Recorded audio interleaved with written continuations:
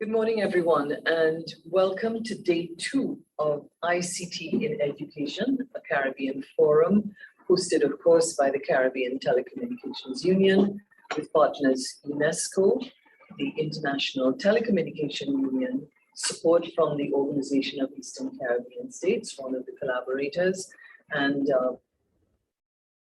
recording in progress, and other partners and sponsors like Viasat and RACSTIV and the Internet Society of Trinidad and Tobago. For those of you who were here yesterday, I'm sure you'd agree it was an information-rich session, and we look forward to day 2 here, in which we're going to touch on 2 main themes: smart classrooms, the future of education, and socio-cultural considerations. Before I invite Trevor here, Trevor Pravat, who is the Director of Stakeholder Engagement here at the CTU, I just want to get some housekeeping arrangements out of the way. To interact with our speakers, kindly use the panel located to the right on this session page. To open and close this panel, select the first icon on the side menu. The first option is live chat, and this is where you can speak with other attendees on the forum, all 499 of you and counting souls who are with us this morning. And you can also comment on the live session, and we ask you to keep those comments respectful and relevant to the topic at hand.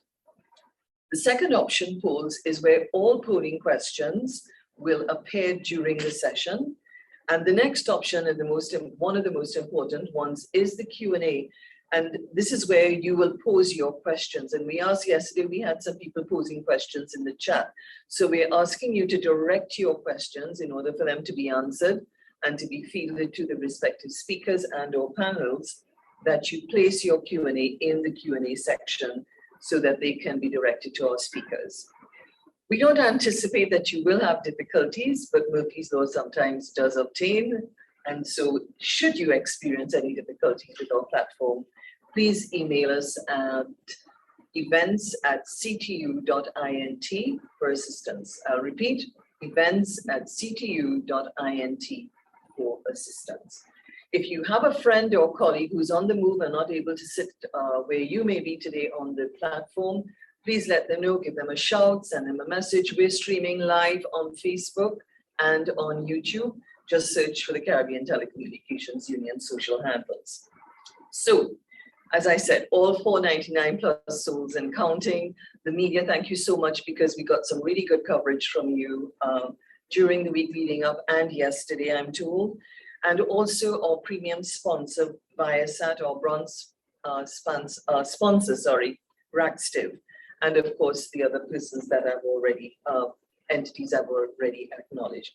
That was a bit of a mouthful, Trevor. Good morning. Good morning. Right. And we won't share, the behind the scenes stuff, but we're raring to go this morning. Very much so. And so it's my pleasure and my duty to ask Trevor to bring some welcome remarks to open the session. So good morning. On behalf of the CTU and its partners, UNESCO and the ITU, I'd like to welcome you all to day 2 of CTU's interactive ICT in Education Forum. Day 1's discussions, as mentioned by Joanne, were riveting, and I promise you today's will be equally engaging. We therefore are looking forward to your feedback and to the incisive questions posed to our various presenters and panelists. We have a lot to get through, so let's go straight to our first presenter, Ms. Michelle Marius, who's a long-standing partner of the CTU and who will present on the ITU's Giga Project. Over to you, Michelle. Morning, everyone. And just thank you so much for having me. Let me just start my presentation because, as Trevor says, there seems to be quite a bit to get through. One moment. Okay, so I'm here to talk about the Giga Project, and this is a very exciting development worldwide. And it is a collaboration between the ITU and UNICEF, conceptualized in 2019. And its objective is to connect every school to the internet and every young person to information, opportunity, and choice. And I think that we can all agree that over the last decade or so, there has been just a lot of discussion about e-learning and the initiatives to equip students with digital devices, be there, laptop computers, tablet computers. And pre-2020, I think we would have agreed that there was still a long way to go to equipping classrooms with the necessary tools to facilitate digital education. However, with the pandemic, I think we all realized, though, that learning is not limited to the classroom, and digital education and e-learning have become even more important to facilitate and support remote and distance learning modalities. Since intermittently over nearly 2 years now, that schools across the region have had to close, and that has affected education. So,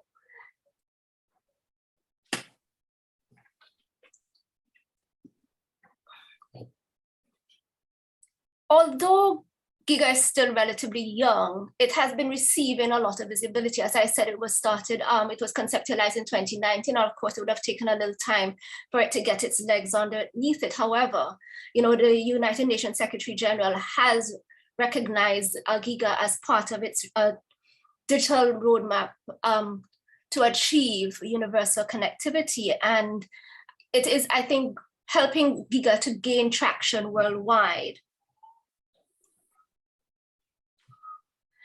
So how does Giga work? Ultimately, it seeks to solve big industry problems, especially as it relates to school connectivity, which is where its objectives are. That is a challenge in many countries. And I think just to sort of step back a little bit, I think that we can appreciate that with that in most countries worldwide, internet access is readily available in the more populous areas such as cities, major towns, and areas categorized as urban. But as the population density decreases, which tends to happen as one moves out of the more urban to the more rural areas, internet service and internet access can be a challenge. And one of the big reasons for that is that the deployment of the needed infrastructure, the cables and the exchanges and all of those things is not cost effective for the network operators, and they're unlikely to get a decent return on their investment. However, and in the meantime, within the context of education, which is our focus, it then means that schools in rural areas often or quite frequently do not necessarily have internet access.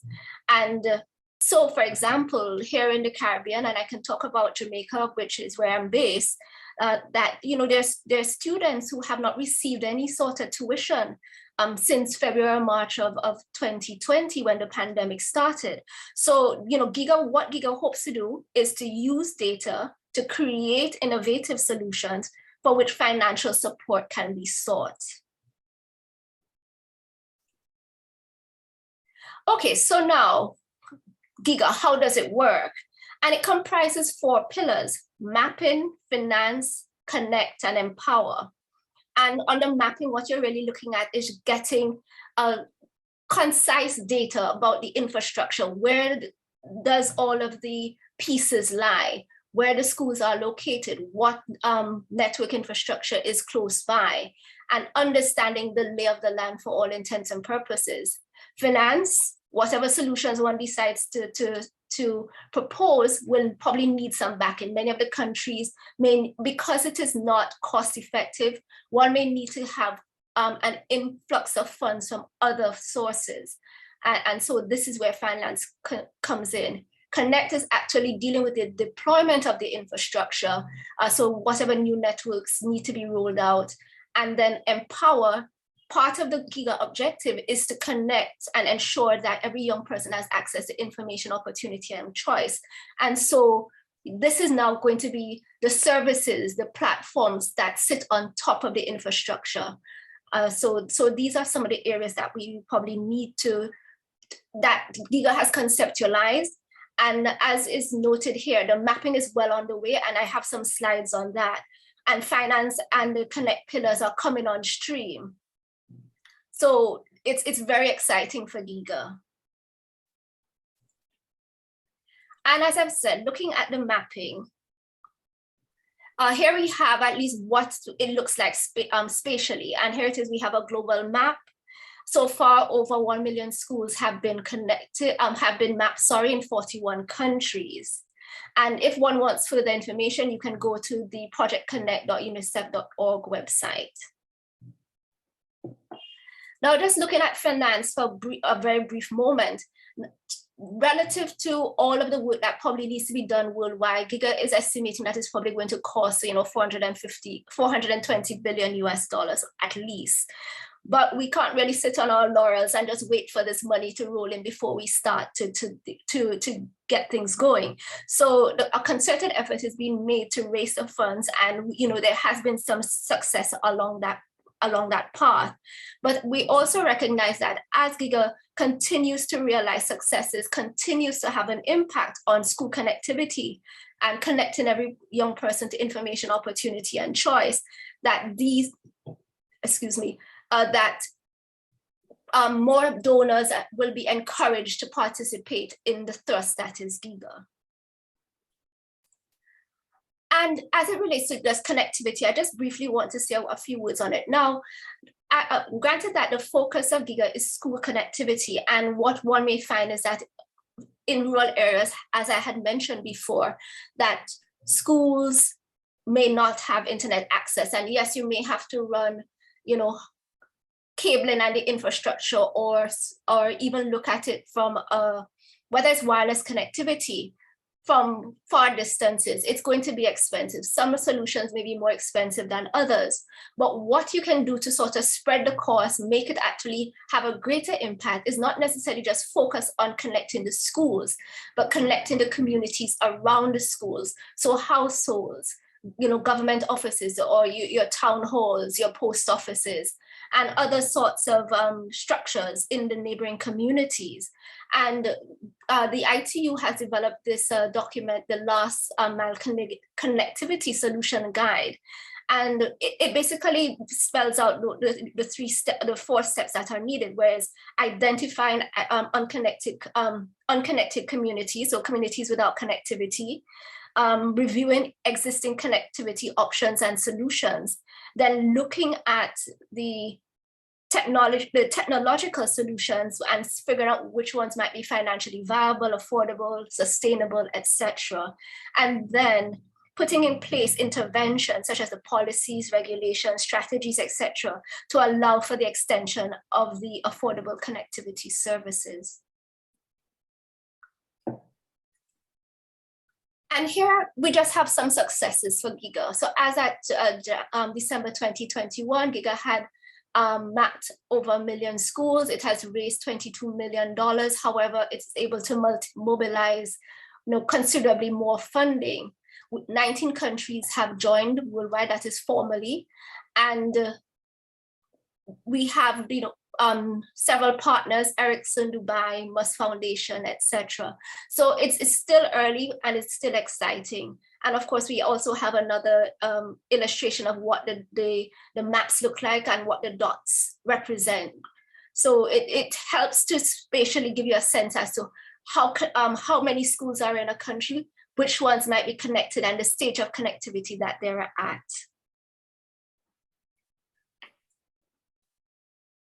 And just looking now at some of the ways in which Giga has been helping countries. And I have 3 slides on this, and then we begin to wrap up. So the first one I want to just highlight is Honduras.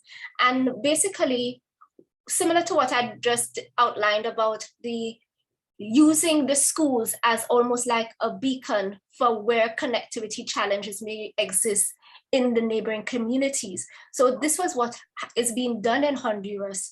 And where you now have that the households around schools are being connected to help increase economies of scale, in addition to connecting schools that are not yet connected or have need to have their internet connectivity improved. Another example is in Kyrgyzstan.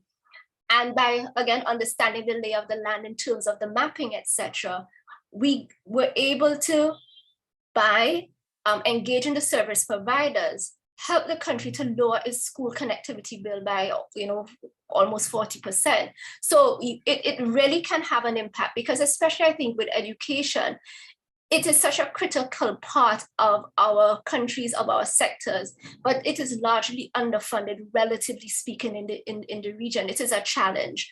And so to the extent that there can be savings that can be realized, I think it is such a benefit, especially when there are always other areas for which there is demand for more funds to do, better and more wonderful things. And I just wanted to touch on Giga in the Caribbean, and so far it's in the OECS.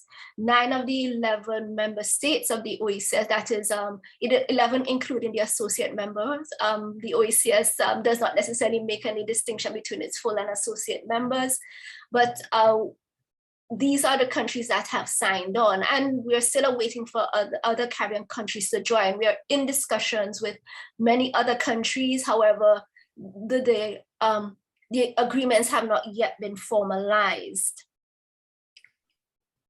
And in terms of the work that Giga has been doing so far, one of the big things is that, and since the focus initially has been on school connectivity, I think across the OECS, and with the focal point being the OECS Commission, there was a concern that there were schools in the OECS that were not connected. But based on a study that Giga did, we found out that virtually all of the schools have internet connectivity, that's specifically the government and government-assisted schools, but affordability and quality of service remains a challenge. And when we say quality of service on the school compound, you have coverage issues, poor service generally. So these are things now that we are working to help to provide recommendations on. But currently, some of the work that is ongoing in the region, and that is the OECS region, is mapping all the schools, real-time connectivity monitoring, so that at least we can begin to get a better sense of the quality of service, network resiliency, child online protection, helping to make recommendations for a policy and a strategic framework. And a little later in the morning, my colleague Dion Olton will be delivering a presentation on that. We're also looking at internet service quality as well. And to wrap up,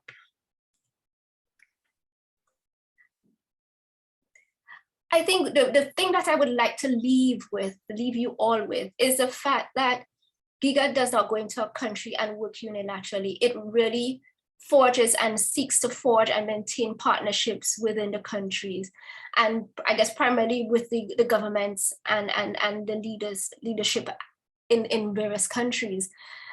And I think what this slide highlights, though, is that governments need to make a concerted effort. Their cooperation, their support is vital. And there ought to be a willingness to do what is necessary to move their countries closer towards universal education. And as you can see from the highlighted text, political support, having the necessary policies in place, as well as the suitable regulatory environment, allowing access to school data, school location data, that is, and also being amenable to considering different types of investment. And I think these are some of the factors that moving forward, countries ought to consider, especially if they're keen to join Giga, because I think what we realize, though, is just that education is so critical in our countries. And with the pandemic, I think we realize, though, that there may be a major cohort of students that are going to be left behind. And to the extent that we really make a concerted effort to upgrade the structures around e-learning, digital education, etc., because I think ultimately what we are finding is that learning is happening, and learning should happen whether or not it is inside or outside the classroom.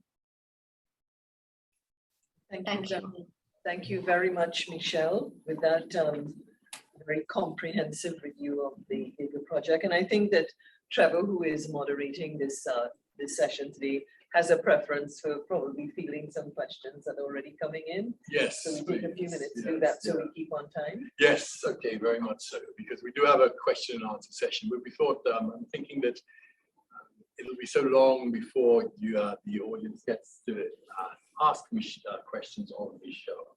So as Michelle mentioned there, and it's a very exciting project. Basically, I'd like to say that education is the future for all of us.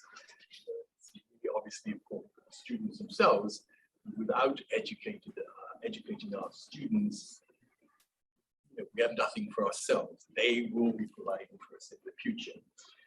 We have one question here from Thomas of Dominica, and he says, infrastructure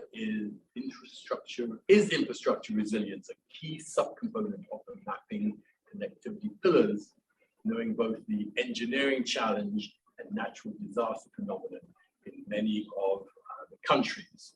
Is the project technology agnostic and thus sustainable financing for satellite technology in remote regions? So I don't know if Michelle, would you care to respond to Mr. Thomas? Yes. Yeah, so the infrastructure resilience is something that we are definitely considering. And as you may have noted in my, what would have been, well, the penultimate slide of the main presentation, I mentioned that a network resiliency study is being conducted. And I think certainly clearly we are in terrain is one thing, but being in the hurricane belt for many of these countries, I think we recognize that just the resiliency of the network is something that we definitely need to look at. And infrastructure resiliency, though, is just one component. We also need to be looking at just whether or not, and the extent to which, especially within our countries, the socioeconomic elements and factors that may affect the resiliency of the network as well. So these are things that we are also considering. And then there was a point about technology, being whether or not one is technology agnostic. And that definitely is the case, because clearly, once you start to put constraints on what technologies you can use, you also limit the solutions that you may consider. So I think, however, and I think I just need to say this, is that we also need to be mindful about the regulatory and policy environment in specific countries, because if by chance they may, for whatever reason, have certain technology specifications within their structures, then that may be something that we need to consider. But I certainly recognize, and I'm of the view that we ought to take a posture of being technology agnostic, such that we can ensure that the best and most innovative solutions can at least be considered. Thank you very much, Michelle. And I'd just like to say that on behalf of the CTU, that the CTU believes in ICT for all, and it was very interesting to hear your presentation about the empower aspect of this, ensuring that as you said, every young person has access to information, opportunity and choice. Opportunities and choice. So yes. Much support your project, and we wish you the best of luck with it. Let us move on. Right. Thank you. Thank you very much again, Misha.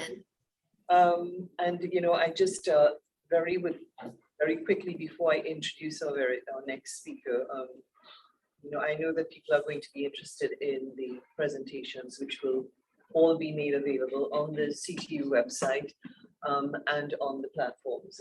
I'm not necessarily, I've double checked whether it's in real time, but we also want to encourage you as well, if you're joining us and if you've been with us, to kindly rate the sessions before you exit the platform. Today I'll give you some more information about that. Let's keep on track here now at just moving down from 9:20. We're on time. We now have a presentation from Mr. Sabino Garcia, who is the manager of Google Workspace for Education. And his presentation is Google Classroom, where teaching and learning come together. Sabino, are you with us? Yeah, I'm here. Good Hello. morning. Good morning for you. Well, thank you for the introduction, and let me share my screen and start.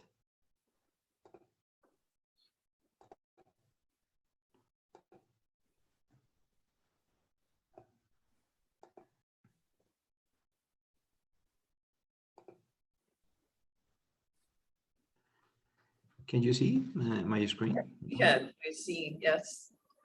Perfect. Okay, thank you. Thank you. And well, let's start. Well, my name is Sabino Garcia. I'm going to talk about one of the most powerful tools that we have in Google Workspace for Education. This is Google Classroom, where teaching and learning come together. And well, you can have this tool in your school, in each school of your countries. Okay. And well, in first place, let's talk about some numbers.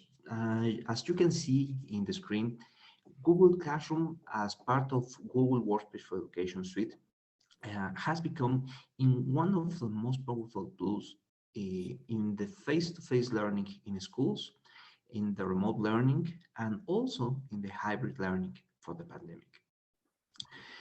And Google Classroom has become in the #1 tool because schools, teachers, and students have in one place digital thematic tools, reports, security, video conference, cloud storage, etc.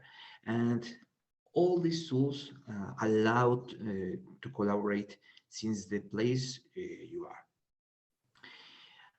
And well, in Google for Education, we have the commitment of enable teachers and students with tools that impact the learning in every place, using any device that they have.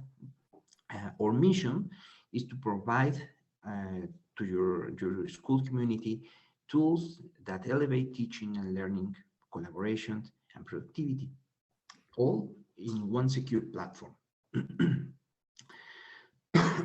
Sorry.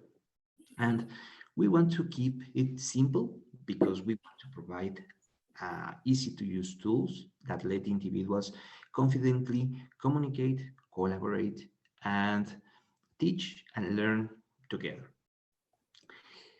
All these tools, we want to be helpful and provide real-time collaboration, instant connections, and efficient productivity that help everyone to stay focused on teaching and learning. And the most important thing is these tools be flexible and evolve with the unique needs of your institution.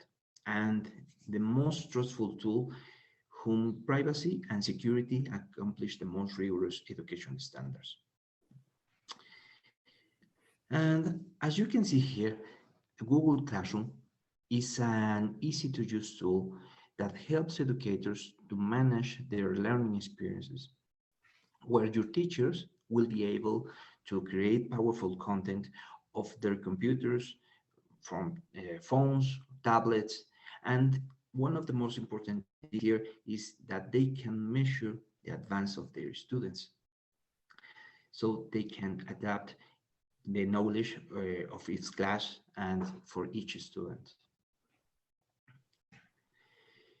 In Google Classroom, teachers can work with some applications and they can create their own documents to work with their students, and they also can integrate here another tools that maybe they can find in the internet. The objective is that teachers can promote the collaboration, the productivity, and work in real time. They can work in real time with Google documents like docs, slides, presentations, spreadsheets, and they can work together in one tool that is Google Classroom. Even if you are working in the school, in your home, or maybe if they are working in a hybrid classroom, they can use Google Classroom, okay? We know that the internet sometimes is hard to get. So if you are working with a limited or even a non-internet connection, you can work with an offline environment. With Google Classroom, you can enable the offline mode in Google Classroom, and your students can work since the place they are, and well, they can work without internet. And in that case, students can work their homework, and when they recover the internet connection, their homework will be delivered to the teacher for their grading. This is very important because they can work in every place they are, and well, it's a very helpful tool for teachers and their students. And now your teachers can be focused on teaching and not only in technology. As you can see here, they can work with their students and grade their homeworks, their documents, very easy and very fast. We want to teachers use technology and don't feel that they have more work to do, and that's why they can export all their grades into a spreadsheet and track the students' progress in one place. It's important maybe to mention that also an educator can provide in real-time guidance using the real-time collaboration tools to combine the learning, and with the video conference tool of Google Workspace for Education, they call Google Meet, maybe they can work also. So maybe they can create, or maybe they also can customize each homework, and maybe if they want to leave or deliver a student's work, they can leave it, or maybe they can send a homework for a group of the students. So they can personalize this education. This is a very important thing because they can personalize the education. With Google Classroom, your teachers can help their students.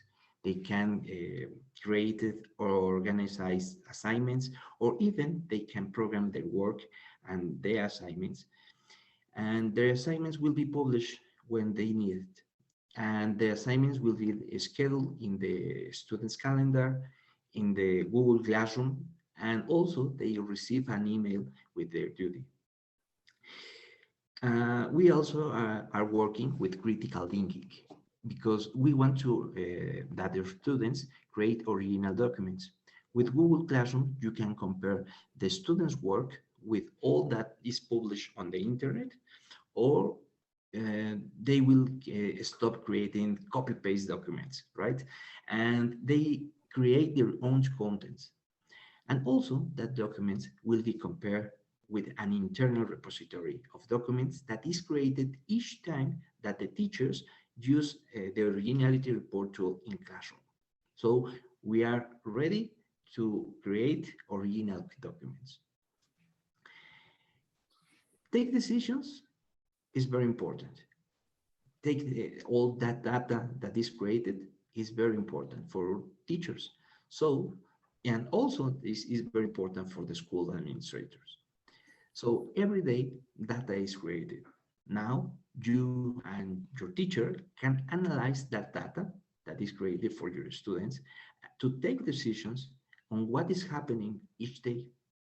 So it's very important to have all this data, but work with all this. So if someone here is the IT manager, well, you can also have access to more data because you, as with the admin tools of Google Workspace for Education, you can investigate specific events if you need it. So you can take actions, and with teachers, you can help students in a timely manner. Maybe, as I told you at the beginning, over 190 million of students and educators are using Google Classroom worldwide. And if you want to know more examples, you can go to the Google for Education webpage and see how we are working with some schools, universities, regions, and countries.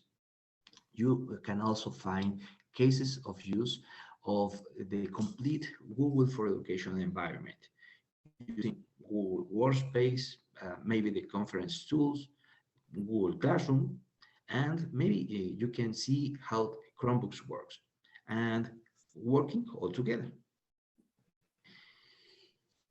And Google Workspace for Education and Google Classroom were created to make easier teachers' life.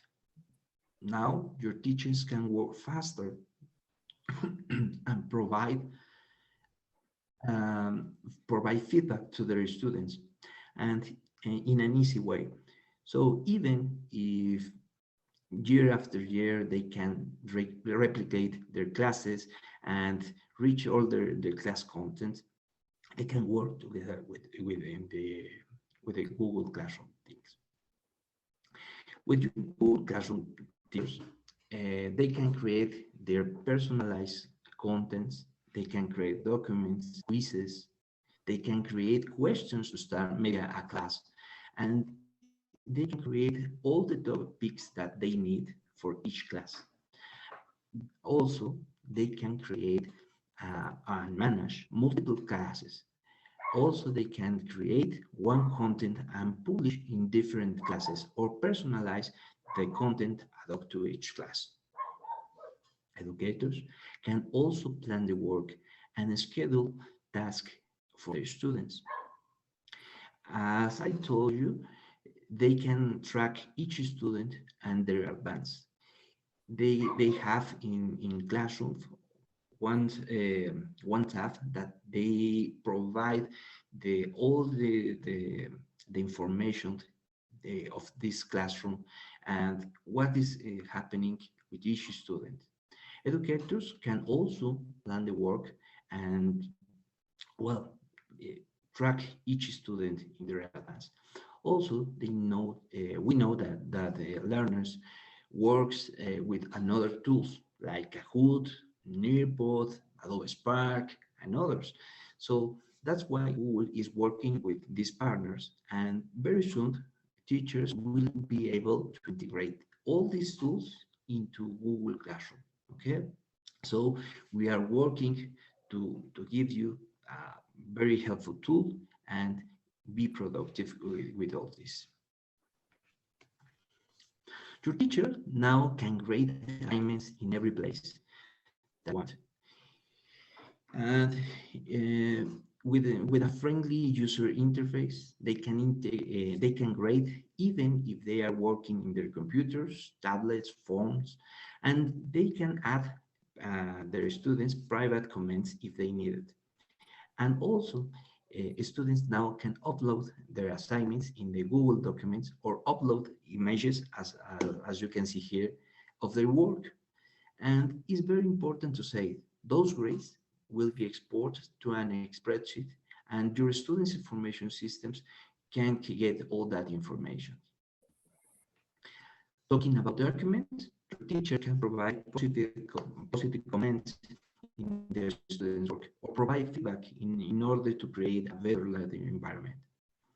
For a better guidance, teachers can create their own rubrics, and with this, they guide their students to create great words, and also those rubrics can also be used in another assignments. So teachers create once and they can use it multiple times. If your teachers need, they can create notifications to the parents or the guardians to summarize all the students' work. So, as you can see, you will find Google Classroom in Google Workspace for Education as part of this productivity suite that Google has created for educational institutions. They communicate, to work in real time, and always work with security and the privacy of the information. Remember, we are working with something that is essential, the privacy, because you are working with personal information, and our students, maybe is personal information of your teachers and, well, also the staff. And, well, there is a lot of information on this slide, but you can start working with Google Workspace for Education with a free version that we have called Education Fundamentals. But if you want to increase capabilities of the suite, you can ask for the pay editions, who gives you more to increase the security data analytics, the originality report, the Google Meet features, or create more interactive classes. And in the near future, as I talk, we can see here how to sync your classroom rosters with the student information systems. So I invite you to know more about Google Workspace for Education in Google for Edu webpage. And we will have a meeting with us, and you will find the best edition for your schools. And well, as software as a service, remember, Google Workspace for Education, Google Classroom, is constantly evolving. So you give more features that help educators to improve their students' learning outcomes. And so if you want to know more about Classroom Workspace, well, you can read more in our blog and see how these fantastic tools is updating each day. So maybe the next steps is that you can email us or email me, and well, we can have a conversation and see how we can implement this powerful tool in your schools. Thank you. Thank you very much for that comprehensive presentation on Google Classroom. Celino Garcia, who's the manager of Google Workspace for Education. And as is the preference of my moderator here, we have actually at this point. We have a couple of very interesting questions for Mr. Garcia. One question posed by Mr. Robert Geist of Dominica and in the education sector. He says one important feature that they desire in their Google suites that they use is the addition of breakout rooms. Asking why is that not a standard feature of the classroom suite like it is in Zoom, and who do we contact for this addition, for this add-on? Is it yourself, or do you point Mr. Geist in the right direction? Okay, well, Google Workspace for Education is a complete suite. This is not only video conference tool, so you can work with documents, you can work with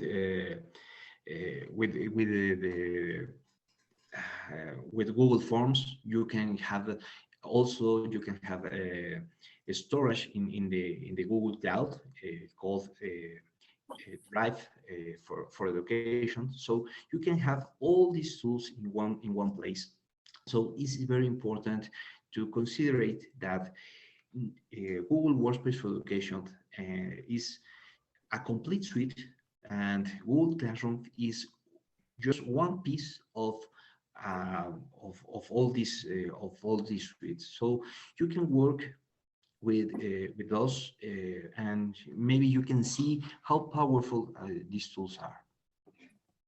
Great, okay, thank you. And so if Mr. Geist has a follow-up question, can he contact you directly by email?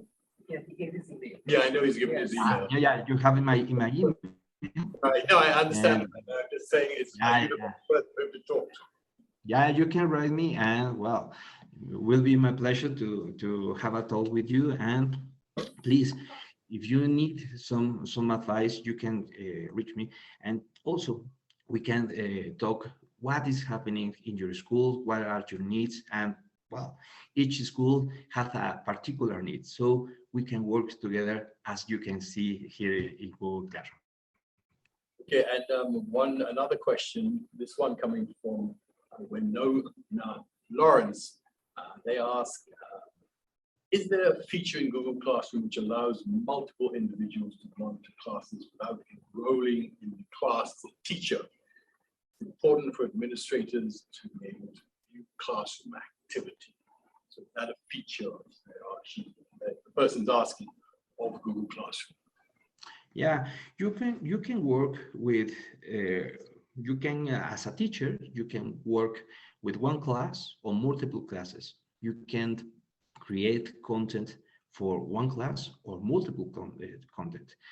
one of the new things that we are evolving in Google Classroom is that you can work one time. So you can create maybe one assignment for multiple classes. So we are reducing the time that people is working on in their classes.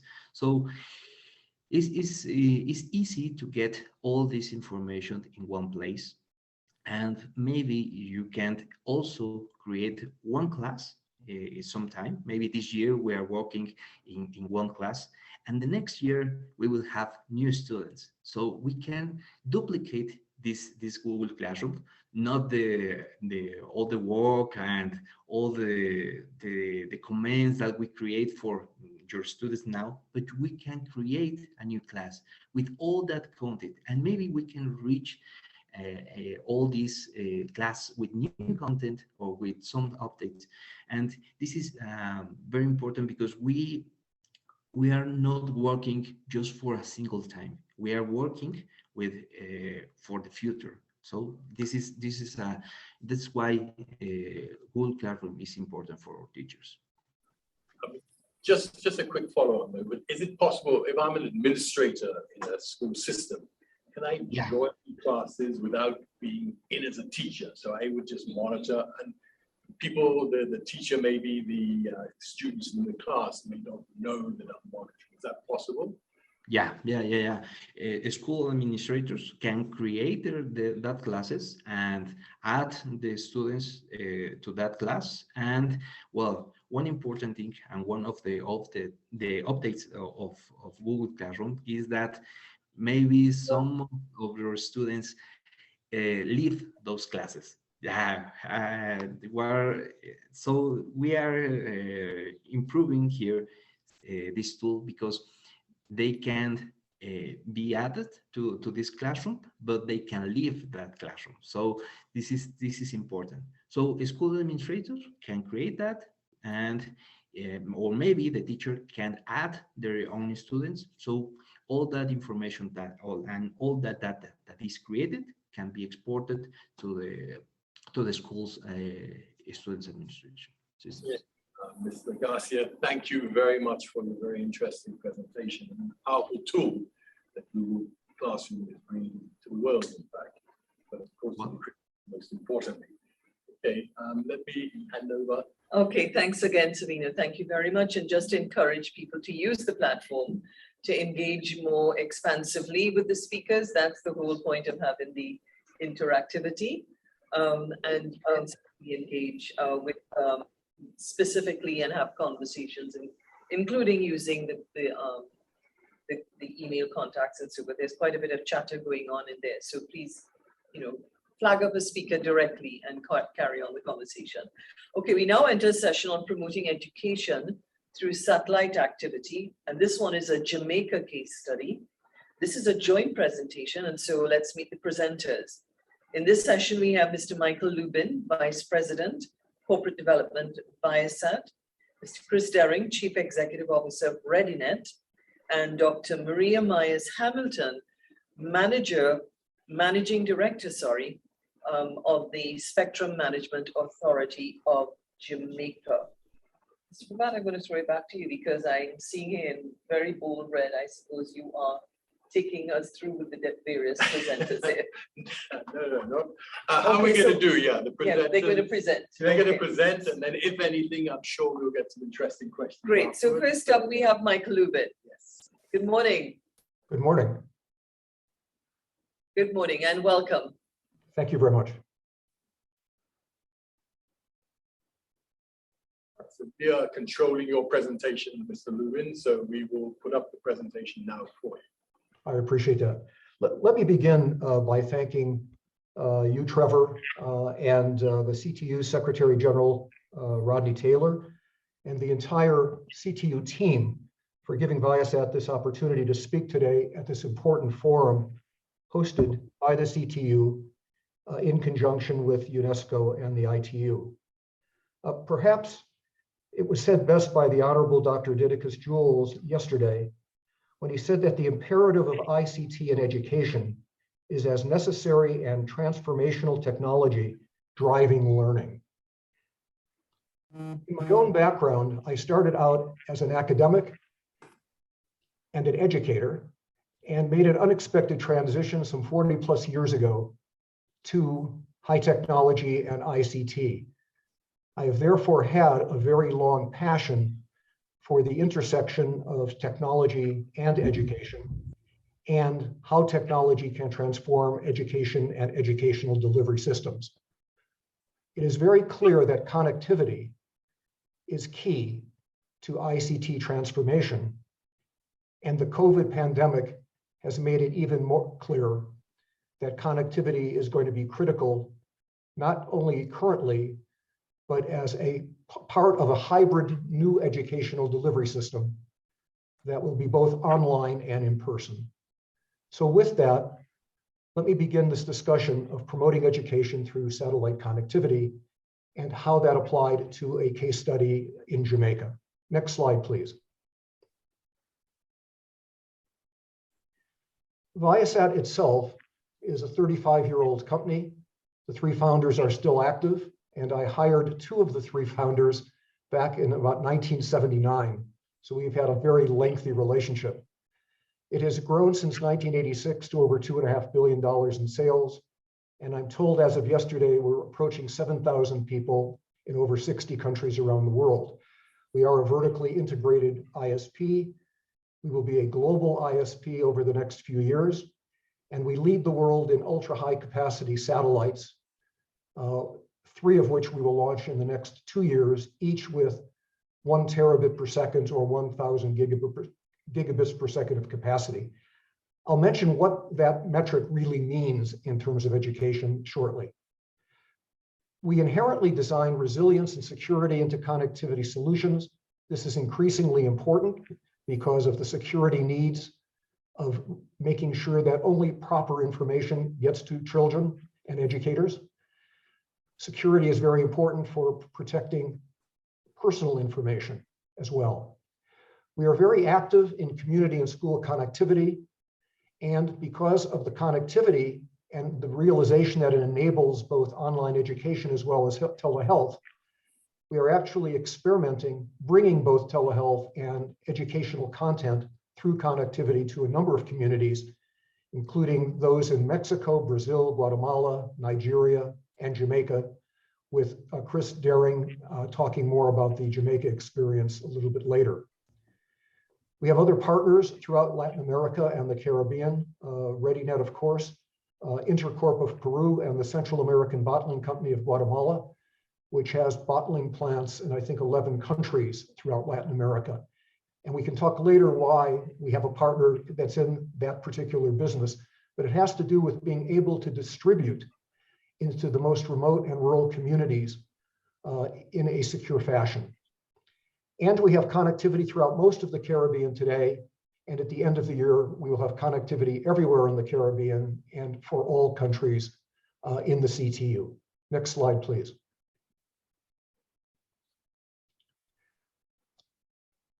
I like to view the digital divide and education gap in three sectors. The one that's most obvious, I think, is the school gap. And much work has gone into connecting schools. Project Giga, of course, is mapping schools, starting to connect schools, is even discussing raising funds to help governments connect those schools.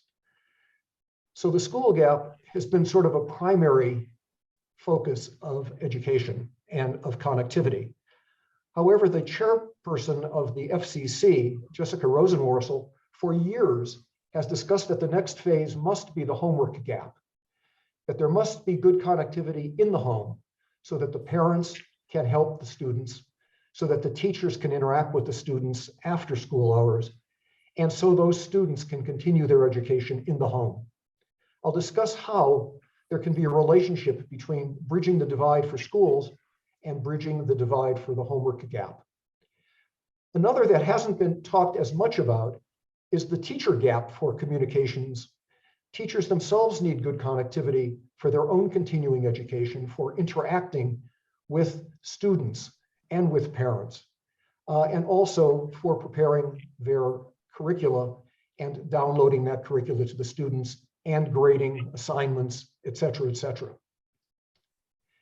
Now, one thing that I would like to present from a technical viewpoint has to do with finances and economics, because connectivity has a cost and all ministries of education and nations have budgets. All wireless connections have inherent costs associating with delivery of gigabytes.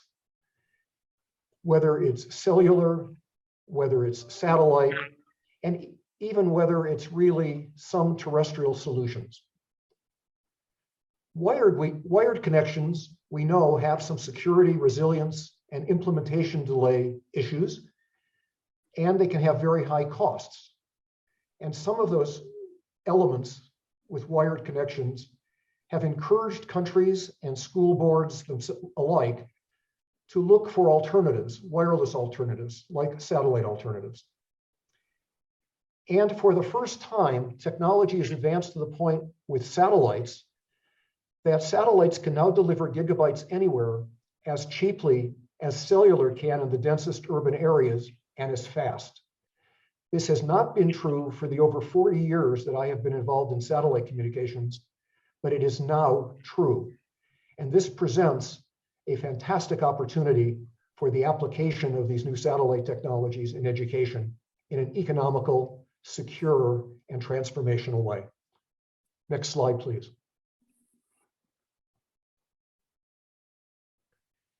Once one has connectivity, one can think about other elements of the technology ecosystem that can actually promote enhanced education. One thing that can be done is to cache educational content, including lessons, ancillary materials, locally, either at a school or at a community hotspot, or even in the terminal in an individual's home. This content can be transmitted when the networks are not that active, downloaded, cached, and actually made available to the student, the parent, or the teacher with zero rating, meaning that it would not be charged against the connectivity costs to the individuals. So zero rated educational content to cache through multicasting technology, I think, has a fantastic future. And a number of organizations are innovating in this area, including UNICEF, ourselves, Public Broadcasting System in the United States, and a number of other entities. Another ancillary advantage of high-speed satellite connectivity is that we can extend that connectivity from the school to the neighborhoods and homes around the schools to address both the teacher gap and the homework gap. One can do that by either enhancing the network through new mesh Wi-Fi technologies or small cell LTE. And we are experimenting in a number of places with both so that we can go from schools and community centers into individuals' homes. And of course, that I think will be transformational in education. Perhaps less obvious is the potential use of schools as community centers for enhanced telehealth. The state of Utah recently acquired an enhanced telehealth platform that is being put in 275 primary and secondary schools and is being served by only 5 nurse practitioners. And the community and the students are getting telehealth at the school through the system and through the connectivity to the school. I can discuss later some of the advances in telehealth that I think could also help not only the educational future of the students, but the healthcare future of the students, as well as the community. Next slide, please.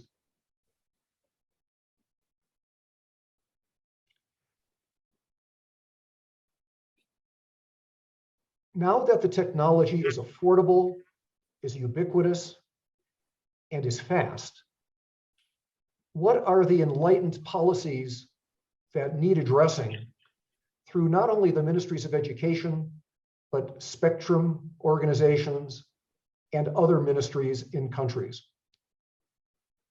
It seems counterproductive to burden educational connectivity with taxes, duties, and other burdens on satellite equipment and satellite services. I believe that these kinds of financial burdens just act as headwinds and obstacles to such connectivity. They need to be addressed either by reduction or complete elimination for programs that are in the national interest, like education. Also, by making satellite more affordable compared to other technologies, all connectivity solutions will be reduced in cost because of increased competition. So it seems only natural that this should be investigated by enlightened policymakers. If we want to extend from the school into the homes so that we can enhance the education to the students and the teachers, we hope that low band and mid band spectrum can be made available so that we can put these low cost mesh Wi-Fi as well as small cell LTE enhancements into the neighborhoods and carry the connectivity into the homes. This actually is being done in Mexico through a public-private partnership between the Mexican government and a company called Altan Redes, and we will take advantage of that in the future. In the United States, the FCC has made 2.5 and 3.5 gigahertz spectrum available to tribes when such spectrum is not being used by the operators that have won such spectrum at auctions. So I urge the spectrum administrations and the various ministries to consider making such spectrum available on a financially attractive basis to operators that will use it in the national interest, in particular in expanding education from schools into homes. And then, as we all know, there are new technologies of low Earth orbiting satellites that are using mega constellations of small satellites to provide connectivity. I would ask the administrations to assess these technologies for space safety and space equity before allowing their use in their countries. A lot has been talked about that some of these mega constellations may impair all of space for future use, which would of course thwart a lot of the progress we've all made to connect the unconnected and bridge the digital divide. Next slide, please. I would now like to turn the presentation over to Chris Daring from ReadyNet about the case study of how we supplied connectivity to a number of schools in Jamaica quite recently. So with that, Chris. Thank you, Mike. Morning, everybody. So the Caribbean, I think, has been very fortunate that a company like Viasat has actually given it the attention that it has given. We in the Caribbean, because of our small size, our small population, small economies, tend a lot to be overlooked by the larger operators and capacity providers. So, you know, they're either looking for North America or large South American markets in general. But Viasat hasn't been that type of operator. And we were very fortunate in the sense that in 2019, we had conducted a trial with Viasat of delivering satellite internet into a very remote community called Mullet Hall, which has become quite famous. And when we injected that satellite internet into that community, at the launch, we invited all of the various regulators, World Bank, IMF, IDB, the government officials, etc., to actually come and experience what true rural communities experience in Jamaica. Because we in Kingston, we're spoiled. You know, we pay, you know, 3,000 Jamaican dollars a month. We have connectivity when we need it, etc. We have all the mobile operators. We have fiber operators. I have 2 fiber operators on my road offering the services daily. But here in Mullet Hall, up in the Buff Bay Valley of the Blue Mountains, a community of about 1,000 people, there was a grandmother who gave a sort of welcome speech to all these dignitaries. And she explained what her WhatsApp experience was. Once a week, she would type up all her messages.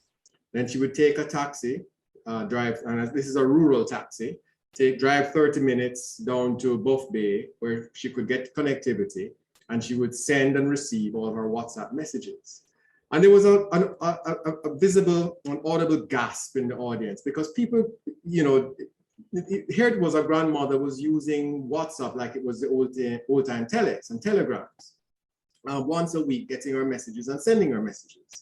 And I think it dawned on everybody that, look, we have to approach the rural communities in a totally different way. Well, COVID-19 pandemic then hit. And, you know, obviously it has caused tremendous dislocation for our economies and devastation of businesses, etc. But the good of it is that it certainly highlighted for everybody the wide disparity between those that have connectivity and those that do not. So we were called in on an emergency basis by the Ministry of Education and basically said, look, and the regulators, of course, and said, look, what can you do? We've seen satellite work. We have all of these schools that have no connectivity. How can we get this done quickly? Well, one of the biggest challenges was the fact that the Viasat regulations were probably written in 1970 when the only satellite operators were using big VSATs or satellite earth stations, no longer the sort of mobile small terminals that are set up across, you see set up with a direct TV and Viasat, etc. So that had to be changed.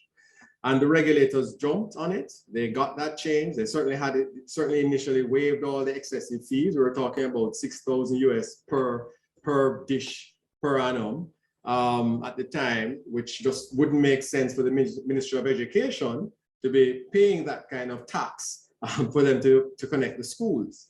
And so they had that waived. Then there was Viasat coming into the fore and said, look, let's just get these 100 schools connected to demonstrate just how quickly it can be done. And I think that's one of the things that I would certainly love to emphasize. There's nothing that could roll out connectivity as quickly as satellite. We were awarded 100 schools, or we were assigned 100 schools to get them connected. And it took us 48 days during a torrential rainfall season that we were having. So we probably lost about 10 or 11 days just of torrential rainfall. And I always say that it took us longer to get to these communities and to get to the schools than to actually install internet. It would take us a couple of hours to install and sometimes 4 or 5 hours to get to these locations, mainly because of the torrential rainfall, but also because of some of the locations. These are very deep rural locations where, you know, we tend to build these communities down in the valleys. If I build them on the hilltop, might have been a little easier to get to them, certainly wirelessly. And the other point that I would make is that being wireless, we've just simply had less points of failure. You know, in a previous life, I was chairman of a major telco company that, you know, we had a lot of wired services, and wired, you know, it seemed to be the Rolls Royce, fiber, etc., of telecommunications. But here in the Caribbean and certainly in Jamaica, I don't know if there are any other countries that crash into telephone poles, branches and trees blow down on wires as often. And so you're constantly having this truck roll to repair the various services and reconnect. And of course, trying to find where there's that cable break or that fiber break is also an issue, and that takes time. So even the maintenance has been a lot easier. We literally parachute in with a satellite dish, internet into the community, and that connectivity is direct to a satellite, puts us straight into the World Wide Web. And so you don't have these cable breaks and fiber breaks and fiber theft and vandalism that plagues everybody else in Jamaica. So we were able to do those 100 schools. The kids were excited, the teachers were excited, but of course the community then becomes excited. Which is good and bad. So the good is that we were able to get internet into that community, and the community now comes to use the internet at the schools. But now the bad of it is, of course, the principals start to complain because of the encroachment of the community on the school, because it's really the main source of internet in that community. So what we've started to do, and as Mike alluded to, is to extend that internet, having injected it into that school and into that community. Now extend that internet into the wider community using both Wi-Fi and microwave into individual homes. So we're able to extend that, and we're doing several trials now in some of these remote communities, and we're quite pleased with how it is going. So what I would say is there are a couple of things. You know, there are lots of fiber plans that have taken place. that are taking place and so on to roll out fiber. I think that's fantastic. It's great. But in all communities, in all societies, we'll never be able to roll out fiber as quickly as we can deliver internet with satellite into these rural communities. Secondly, some communities are simply not going to be well served by fiber. Just the remote location of some of these places, to be able to maintain it. These are places where it's difficult to drive to or walk to, much less to try and maintain a fiber network into these communities. And third, there's something called hurricane season in the Caribbean. We've just seen the recent example of Togo. We're looking at, a couple of years ago, Dorian hit the Bahamas. And what takes place is when that hurricane comes through, connectivity for these countries is quickly reestablished using satellite. So what I would say is that every government needs to have within their plans, even if it's just for contingency, a certain level of satellite capacity. Fine, roll out your massive fiber plans and get everybody connected. But satellite definitely has a place in there. And we in the Caribbean need to ensure that sufficient capacity is retained for the Caribbean for our use, just in the eventuality of these kinds of disasters. Thank you very much, Chris, for that comprehensive, practical, seeing the rollout of satellite with ReadyNet in Jamaica. Are you coming back in, Michael? Yes, I am. Okay, all right. So it's back to you. No? We'll now move on to. I thought he was coming on the back end of Chris because. Okay. Dr. Myers Hamilton is next. Yes, speak next. Yes. All right. So Dr. Myers Hamilton will be next. Dr. Myers. Yes. Good morning to everyone, and thank you so much. It is really a deep honor and pleasure to be part of this discussion, and I'd like to say, commendation is in order for Viasat and ReadyNet, because they did a remarkable job on the ground at the time it was needed. And what this pandemic taught us, and I'm going to even start before the pandemic, because WRC19, the World Radio Conference that took place in 2019 in November to December, really brought home to the persons that were there. And I do believe CTU delegations were there, representations. And we saw that transition taking place. Yes, you had the international mobile telecommunications taking up a chunk of the spectrum, but what we saw emerging was actually satellite services and high altitude services as well. And Chris is absolutely right. Putting up a satellite in Mullet Hall, I mean, when I look at the picture that is on screen, I remember that day. We literally rushed down from a meeting and I said to my team, this is history in the making. Even before the pandemic, or this picture is in 2019, prior to the whole, episode of COVID-19. So what happened was that we had to now kickstart and mobilize what we had in the pipeline, which was really pricing strategies that had to change, because a number of our laws, as Chris alluded to, are hard-coded. So we had to work with joint of government under the Ministry of Science and Education through my minister, who also was very, very close to this matter and very passionate about it, as well as Ministry of Education, Youth and Information. We had joined up government, we had meetings, collaborations. I actually served on the National Education Sector Committee, even though I'm a regulator, to try and resolve this issue that, the gap that was there between, the underserved, the unserved, and even children who did not even have the technology in their hands, even though they had access to technology. So it was quite a bit of learning, and we did it. And there are a number of documentations that show a degree of success, because we're back face to face. And in some instances, like in my daughter's case, she'd never really missed a day of school, which is something I think is remarkable, being, having a pandemic in the midst. Some persons, however, have been left behind. And this is something that government, we have to fix. we have to catch up and we have to put things in place.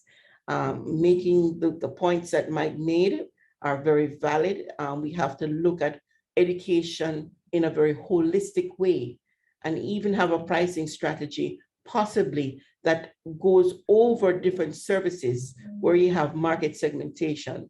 So again, I do believe there are many lessons learned, and the regulator is there to stand by, not only to guard the effective use of spectrum, but also to ensure that there is equity for all. So thank you once again for that opportunity. Thank you very much, Dr. Myers. And okay, so Trevor, this is the point at which I ask that we can have some interaction. There have been some questions coming into us. I was wondering, though, first, if Mike had posed certain questions about getting additional spectrum. I was wondering if Dr. Myers-Hamilton would like to say what is happening in terms of Jamaica as regards the questions he posed. So that's a very good question. And from time to time, what we're looking at, a lot is happening right now in the space. We have digital switchover taking place on the television side. So we have actually agreed on a standard ATSC 3.0, and we're moving very closely in. We actually started a pilot this year. So a number of broadcasters are actually going to be moving out of the existing space into a new set of frequencies and broadcasting digital TV. Because again, I know Chris is very passionate about this because he's right. We made a comment, not here, but prior to this, that television, I think you're on TV yesterday, Christopher, where you mentioned that a TV set is in everybody's home. So one of the things is, TV is going to be an integral part of reaching children, reaching persons. That's one thing. So in terms of spectrum availability, we're looking and seeing how best to allocate, because coming on the heels now of the CES show, that was just mind-blowing. 2 weeks ago, we saw where the technology is going. And for example, we have to look back at the 6 gigahertz in a very big way, because it's expanding beyond the Internet of Things. And I mean, we in Jamaica actually charge right now for a portion of that band, but we have to really revisit. That's one thing we'll be revisiting. And again, maybe seeking counsel through consultations to see how best we can reallocate certain spectrum and come up with better pricing mechanisms. So that is also in tray. Because again, as the regulator has learned, we have to be dynamic in our approach. We cannot be static. Gone are those days. Great, thank you very much. And I liked Mike's comment earlier on where he talked about really competition driving basically prices down, making everything much more affordable for everyone. And I think that is a very useful thing, and I think regulators should pay very much attention to that, because the name of the game is really access for everyone.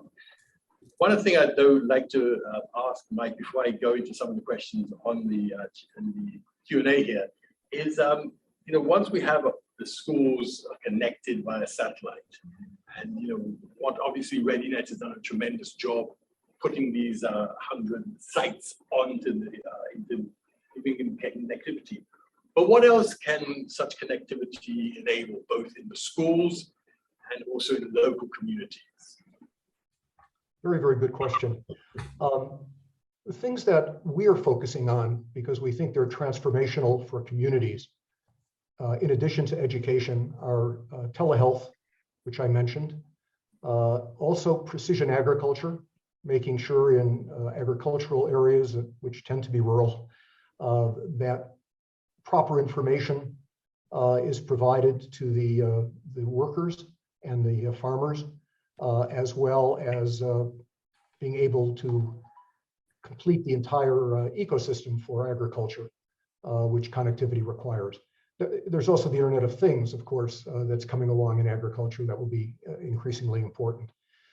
So we've looked at education, healthcare, and education, which tend to be the 3 areas that consume the largest portions of national budgets: food, healthcare, and education. They all 3 dwarf security and military in most countries in the world. But there are a number of other applications as well that that follow. But those are the ones that we're actually focusing on and are experimenting with in a number of countries.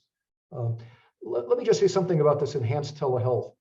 Many of us during the pandemic did use telehealth, which was primarily an audio-video interaction with a healthcare professional. But what we're actually doing is enhancing that by putting in a very inexpensive small suitcase all of the medical devices that you would normally see in a doctor's office. And with the connectivity, we're getting all of that information, that diagnostic information and vital sign information, back to the healthcare professional in the interaction prior and during the interaction. So you're actually getting a physician's office experience through this enhanced telehealth. And of course, connectivity is required. But as I like to say, the actual cost of connecting that telehealth is far less than $1. Great, powerful stuff. I have a question here for, I think it would be yourself, Mike. Coming from Bennett Thomas, one of the friends of the CTU, from Dominica. He says that you made a great point about educational content caching and zero rating of sites. But he says, however, isn't this an issue for governments to facilitate with both the regulated and the ISPs? Telehealth, he says, requires both equipment procurement and funding. How can the private sector assist in us? In the private sector and the public sector, I think, need to join here. We are actually experimenting with connectivity and telehealth in a state in Mexico, where the state is providing, for example, the physicians and the healthcare professionals and are funding that part of the overall interaction. They have talked about buying the equipment, putting it into the local community and some of the schools. So I think there are national and regional governments that are willing to employ these technologies and fund these technologies. The private sector, of course, has a lot of educational content that can be provided. We've had discussions with a number of the world's largest repositories of content, and they seem very anxious to help us get content to these communities and to these students. Of course, nations, the ministries of education also have access to huge amounts of wonderful content that can actually align with the educational curriculum. So I think there's a tremendous opportunity for private partnerships, public-private partnerships, and then there are all the NGSOs that are getting involved, as well as some of the interregional development banks. Okay, thank you very much for that. And just one final question, I think, for this segment. Chris Peru asks, and I presume he is from Jamaica. He says the Universal Service Fund and eLearning Jamaica have been charged with funding and implementing internet access in Jamaica for nearly 20 years. Yet less than 30% of government schools are internet connected. This is really a question for the Spectrum Management Authority, but also perhaps ReadyNet. He wants to know, what is the Spectrum Management Authority and ReadyNet working with them? How are they working with them to address this gap? So I think, Mike, this is a question for Myers Hamilton, perhaps, to address. Yeah, and Trevor, I'm going to take this one because it's a bit of a challenge, and it goes beyond just connectivity. It is really shifting a behavior, because when we talk about a blended modality and learning online, remember now, the pandemic was a push factor that pushed and forced persons to go online. There has been quite a bit of resistance to teaching and learning online prior to COVID-19. So one of the benefits I see, personally speaking, is that it enforced persons to now create relevant digital content. Now, let me address that question that you have put to Mike as well about caching, because again, I served quite a little time in the Ministry of Education. Now, when we talk about a blended modality with online learning, it's not always streaming. You have passive and active learning sessions. So content can be actually sent prior to a class and on a server sitting in a community somewhere, and they access it on the server and the speed at which there is no caching. So that's one thing. Then again, it's more a collaborative approach where you use exploratory learning techniques. The teacher is now a facilitator of the classroom rather than the child or the learner being a passive person. So there are many ways. Now, e-learning, as you rightly said, started it, and they did quite well. But where they started was at the secondary rather than the primary or the tertiary. And there was a reason for that too, Trevor. It came out of statistics where we're doing very badly as a nation, Jamaica. So e-learning was charged in putting digital content as supplemental information for the high school students who were sitting CSEC. So there's history behind that. And then over time, it was going to be a phase starting with the basic schools and primary schools, and then tertiary did their thing, because again, UE and UTEC, two of the larger institutions in Jamaica, have an online presence. And it's again a blended modality.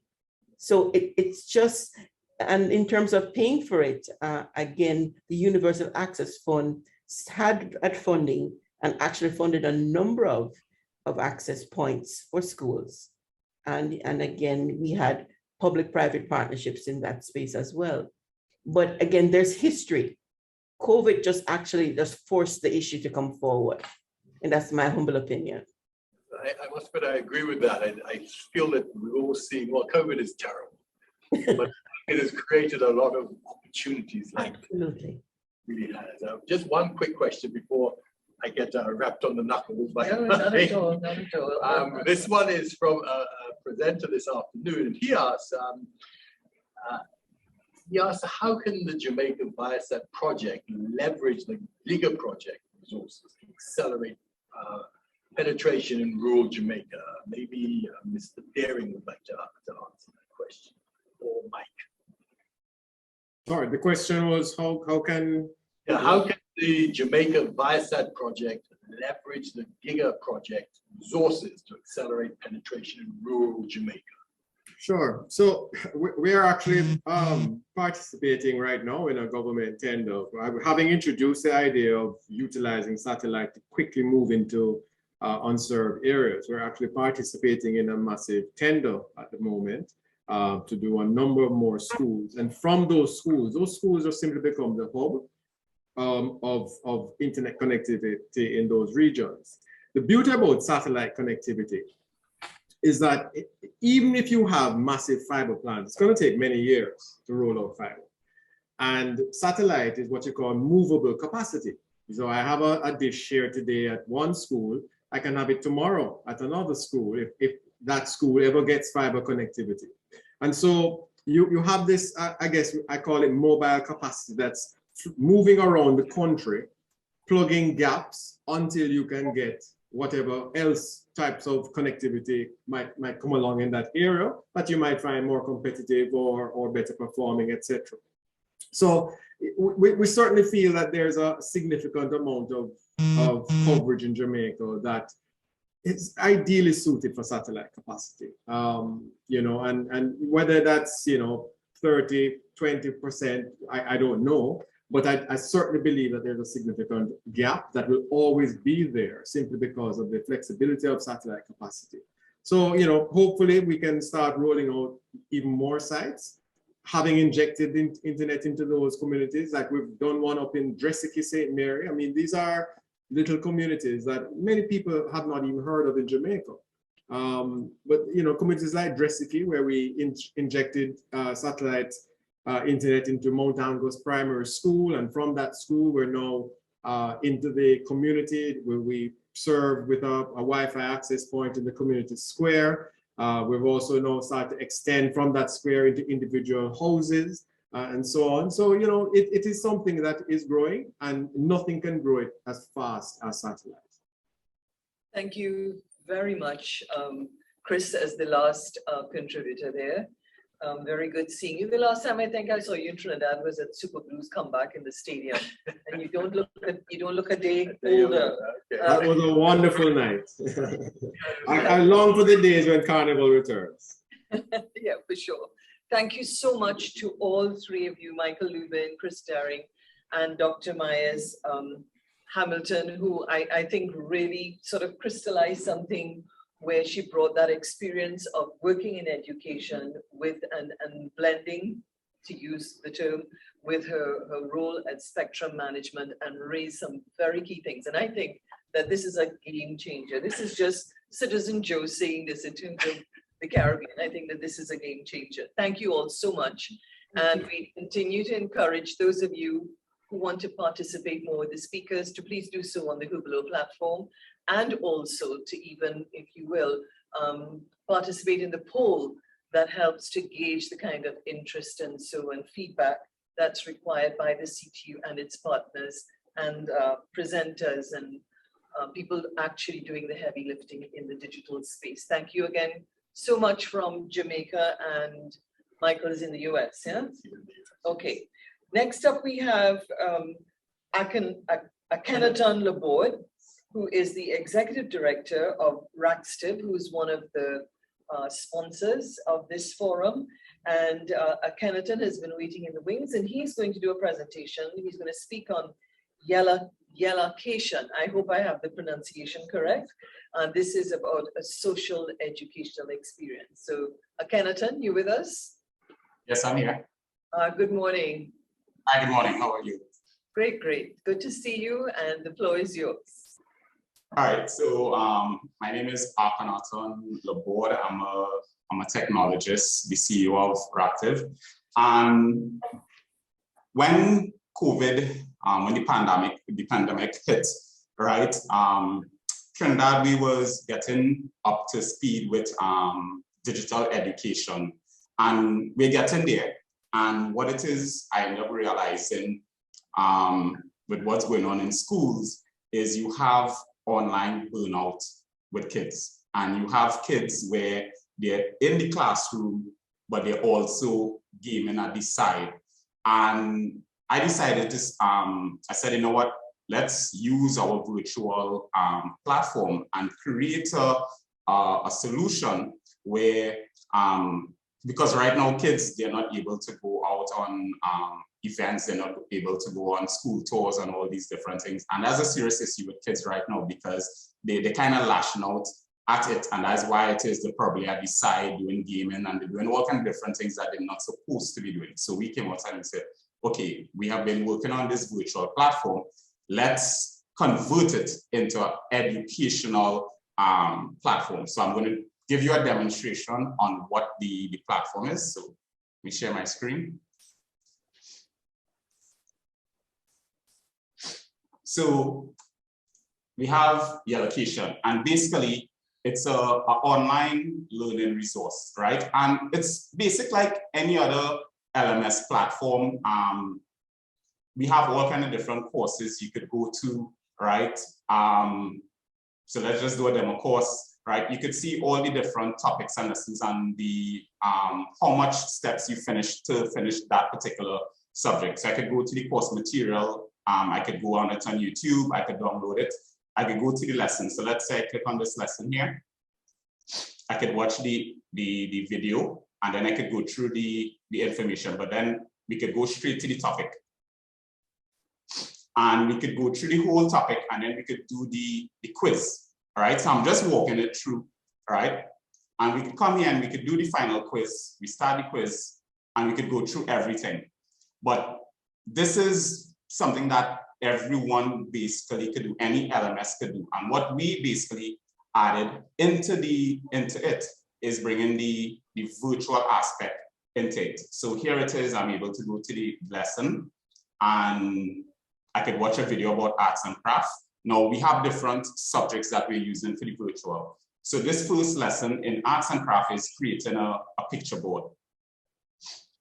So here it is, I'm actually in a virtual classroom, and to And with our phrase, we're going to call it immersive, because since the start of COVID, the word virtual has been thrown around a lot with what is not really virtual. So we just basically start saying our technologies are immersive virtual experience. So here it is, I have the teacher, and she's going to basically teach you how to create a picture board. So I could click on the teacher, and she's going to start. So let me just, I want to pause from here, and I'm going to take it. I'm going to take it right to the full screen here. All right, so I click on the teacher. Hi, and welcome to Telehealth, a virtual educational platform where students can be removed into a future learning experience. And what she's going to do is she's going to walk you through all the different items you're going to use to make this picture board. And so today we're making the Scarlet Ibis. So I'm just going through it. And we want to look as realistic as we can.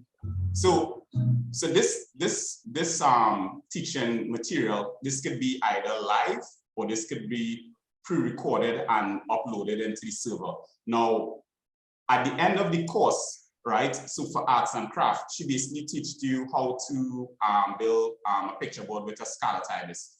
Now, the tour guide part of it is now we're actually going to take them to the Carney Bird Sanctuary. So, but before we do that, within the classroom, you have a lot of different gamifications.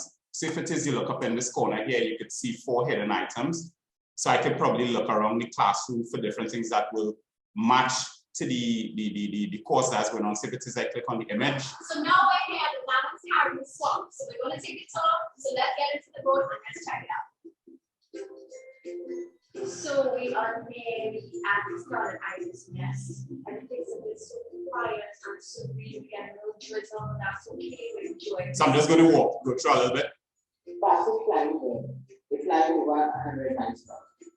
They come to the left. Right. So all are coming and they stand up. All right.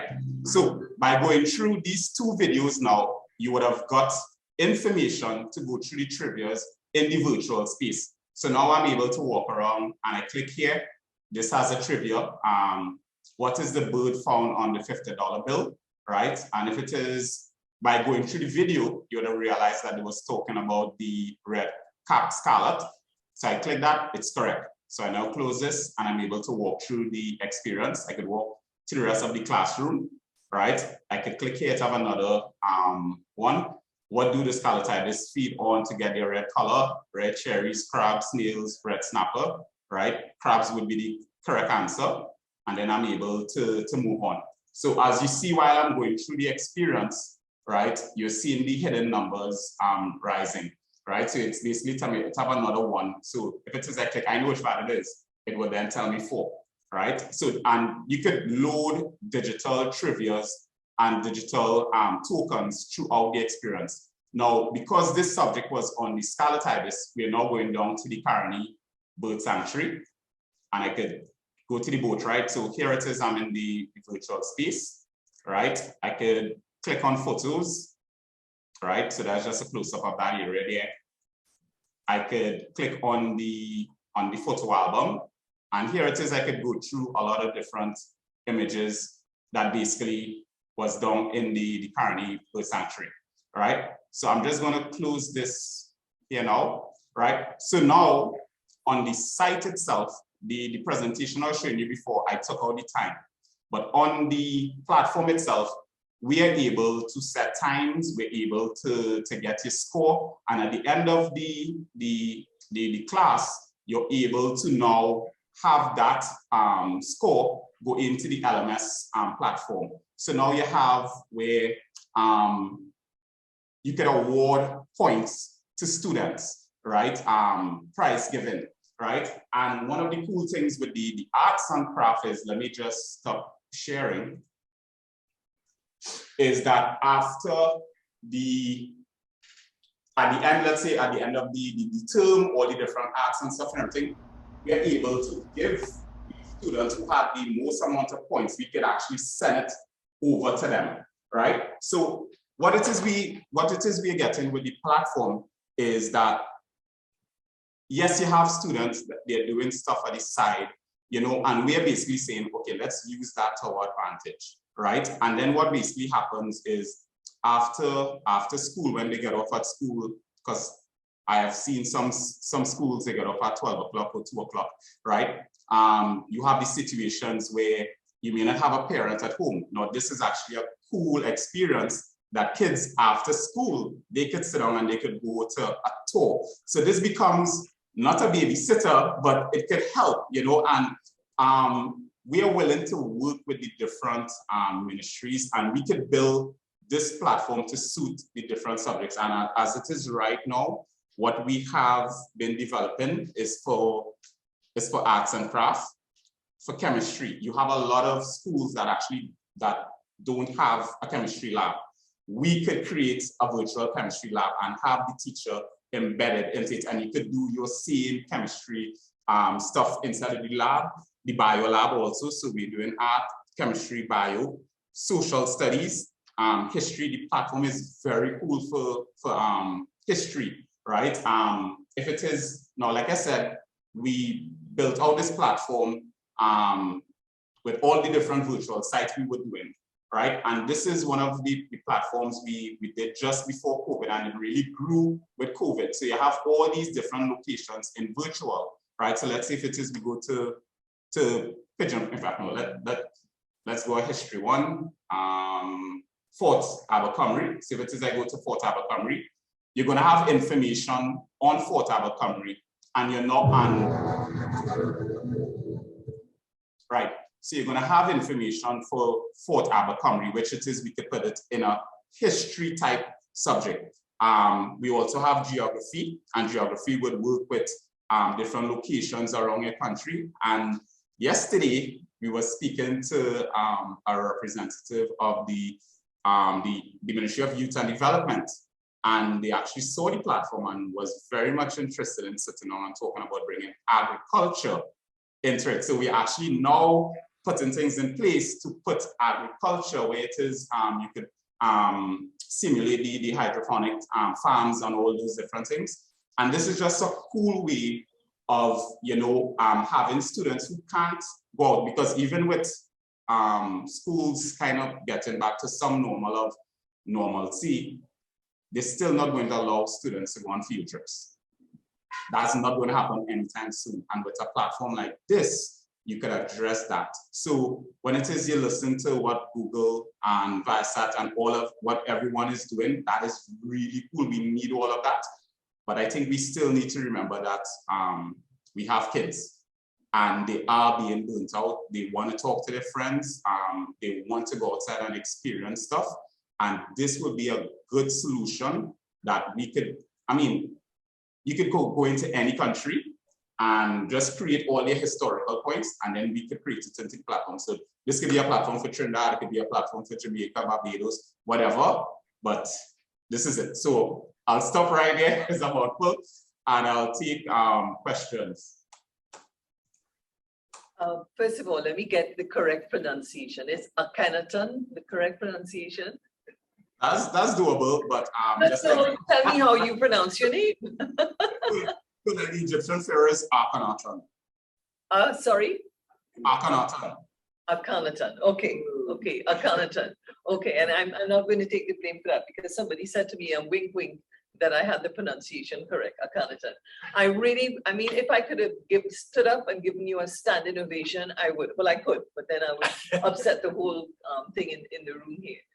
That was so brilliant, so refreshing, and I think very, very inspiring in terms of innovation taking place in terms of a technological solution in a way in which it's not just talking the heavier lifting stuff, but still being able to move the needle. I think it was really, really fantastic. And Akhenaton, I mean, 1,000,001 questions come, like, in terms of your team to develop original content, or possibly working with other partners because you're going to have intellectual property issues dealing with content. So, I'm sure that those are things that you're thinking about, but you've really taken the leap of faith to build this platform.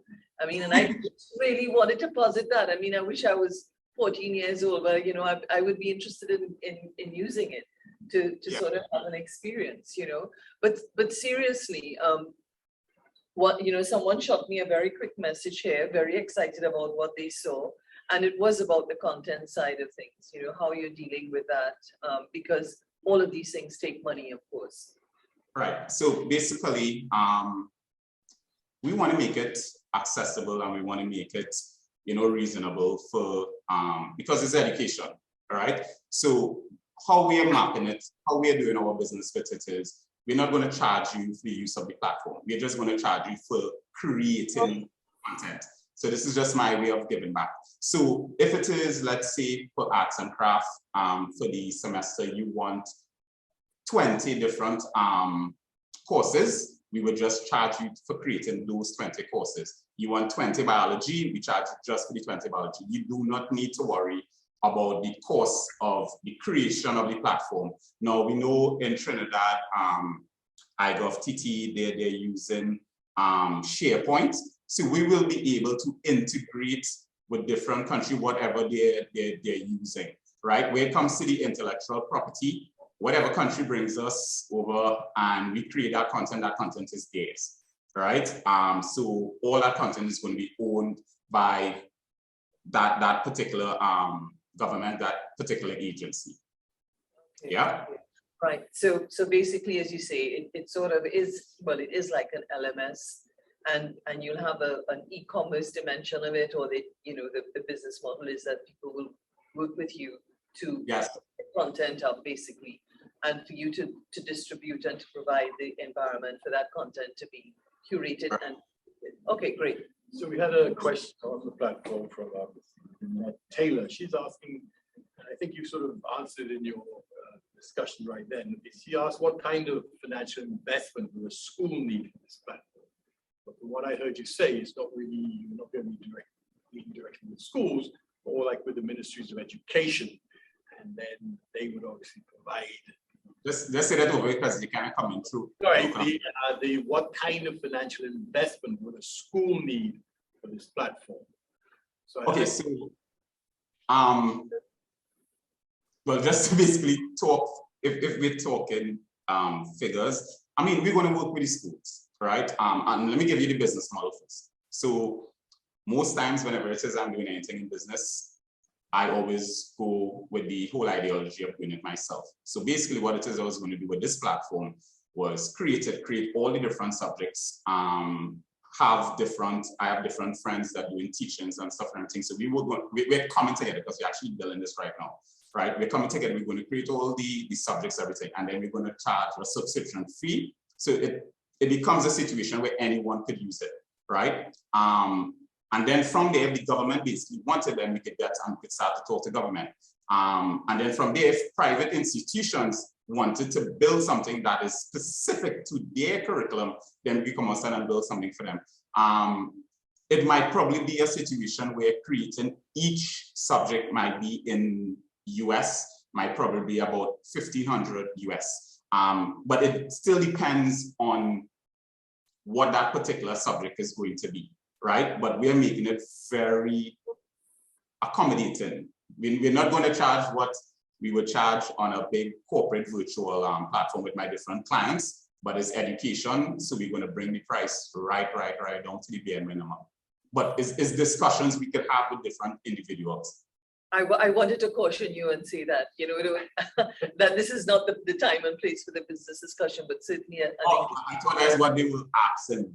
Yeah, correct. And because and so anyone can contact in terms of getting more information on the allocation. I want to say so much how really impressed we all are in the room here. Thank you so much for that presentation.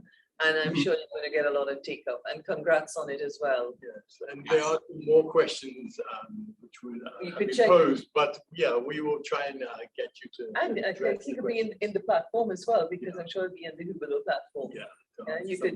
You could pop in there if you haven't been in there and see some of the questions that are being directed to you. Okay, yeah. So I will actually go and answer everyone's question as soon as my session was. Wonderful. Thank you so much. Thank you for that. Really, that was like a real Dr. Cassandra moment. A good injection in the midsection, seeing the innovation. You know. Yeah. Okay. Great. All right. Thank you so much.